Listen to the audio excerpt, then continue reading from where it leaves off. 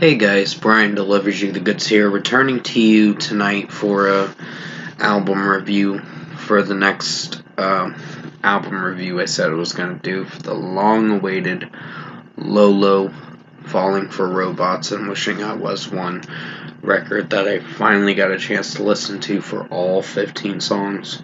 So I'm going to discuss what I listened to for all 15 tracks, and I've heard majority of the songs as singles. And I'll let you know my thoughts on LOLO's new record, Falling for Robots and Wishing I Was One. So let's dive into this album review. Now, basically, if you know what the title looks like, she looks like Dorothy from The Wizard of Oz, and the Tin Man is the robot, apparently, that's on the ground, and the album artwork, if you saw where his heart's been taken out or something, I don't know. But pretty much, that's what the album artwork kind of looks like on a yellow brick road, and the Tin Man kind of fell apart a bit. So, pretty much, the intro track is a pretty good song in its own way. It's just an intro track, it's only 56 seconds that leads into the next song, OMG, Oh My God. So, basically 4.75 out of 5 for that one. Oh My God is pretty good song in its own way. So, I didn't hate this one. I actually dug some of it. But overall, there's some moments. Excuse my yawning. There's some moments where the execution does well, and some of the way Lolo is singing it from time to time. There's some shouting moments during this song for 2 minutes and 35 seconds. So, it's in your face, kind of, this song. But it's pretty good. So, 4.75 out of 5. Faceplant was one of the singles I heard pretty much back in October last year, and it's a pretty good song for what it goes for. So, this is a 4.75 out of 5. I mean, some of the way it sounds overall, there's a lot of electronics covering the instrumental work, but overall, it's fine for what it goes for. So, 4.75 out of 5. Two of Us is a pretty good song. I really dig this one a bit. So, this is another 4.75 out of 5. I think Lolo's vocals are interesting enough to keep me invested in the track. So, I'm really digging this 2 minute and 47 second track. So, yeah, good track for what it goes for. Sorry about the background noise. That's my messenger, apparently. So, basically, the next track is Gloria. This was probably the longest song on the record, if I'm being honest, and off the bat, it's actually pretty good. So, I think it sounds nice with Lolo's vocals, but there's some moments. Oh, excuse me, yawning.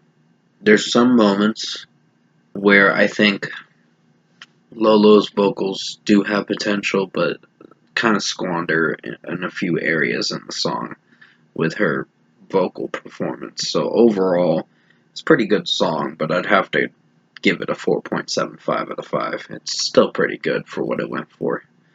You Turn Me On, But You Give Me Depression was the first song I ever really got into with the new artist Lolo, the pop punk alternative artist in a way. So, really digging this track. It's actually pretty good.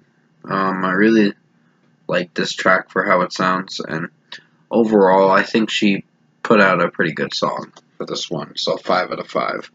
Wish I Was a Robot was a pretty good one. I remember she teased this song a little while ago. I just reviewed this track actually this past afternoon on June 6th in the afternoon time, so definitely go check out that quick track review for that.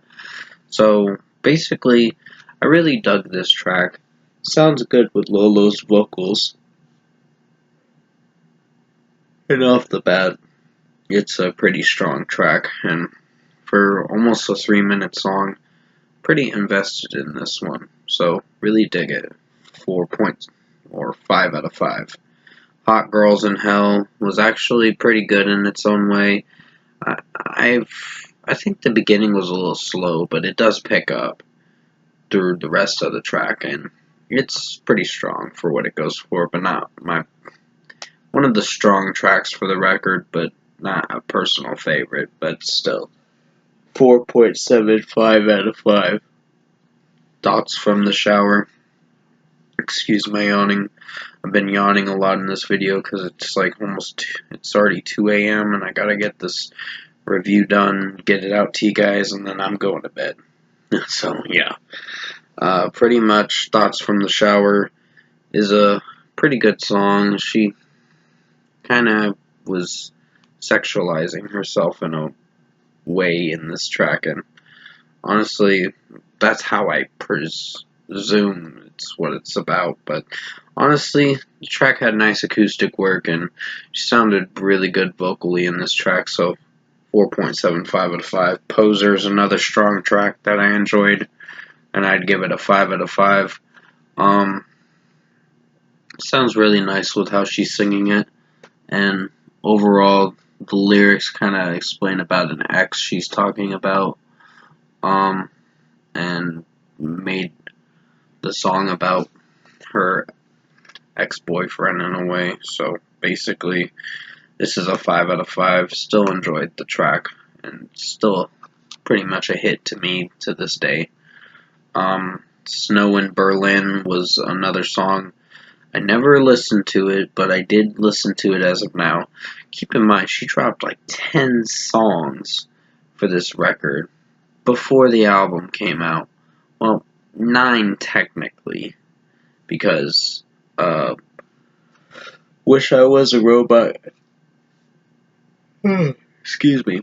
Wish I Was a Robot. That single came out yesterday, but it still officially came out for the whole entire song to actually physically release it and listen to it and download it. It's officially out now. So basically, Snow in Berlin's getting a 4.75 out of 5. Still a strong track. Recommend listening to this song. Kill the Girl is a pretty good song in its own way. I think with how it sounds, oh my god, freaking Messenger blowing up apparently. So I think with how it sounds, it's a pretty strong track for what it goes for. But overall, I think with when I listened to the track originally, back in early May, I was not sure what I thought of it, but it did grow on me throughout time, but it's still a strong track, so pretty catchy too. So 4.75 out of 5. I Would Fix You If I Could is a pretty good song for a regular track, and I'd recommend checking it out for sure. So this is a 4.75 out of 5. Suck It Up is a pretty good one. It's the second to last song before you get to the closing track, which is basically talking about the Wizard of Oz in a way. The last song in a way with Dorothy and the Tin Man and all that. But overall, Suck It Up's getting a 4.75 out of 5. And yes, You and the Tin Man, a Wizard of Oz reference kind of track. And this whole album kind of resembles in a way of the album cover for the Wizard of Oz. But off the bat, You and the Tin Man's a pretty good track to close this whole album, and I dig it. Lolo's vocals sound pretty good, and off the bat, it's pretty much sounding very nice. With the acoustic work too. So basically 4.75 out of 5. Overall production, mixing, and execution wise, I found Lolo's new record, Falling for Robots and Wishing I Was One album, to be a good record. It's probably one of the best records so far that I've listened to this Friday. It's not one of the best albums of the year, but it's a good record. I will tell you that. It is listenable, and you can repeat this record a few times. Probably even more if it grows on you. But maybe this album's a little bit of a grower and I'll have a different opinion later on in the year. But other than that, if I were to give it a score, as of now, excuse my yawning, I'm gonna give it an 8 out of 10. It's a good record. Definitely recommend checking it out, see what you think of it for yourself. But overall, good album from Lolo, and her most highly anticipated record's finally out now, so pretty much 8 out of 10 for Lolo, Falling for Robots and Wishing I Was One album. Hopefully you enjoyed this review tonight, and thanks for watching.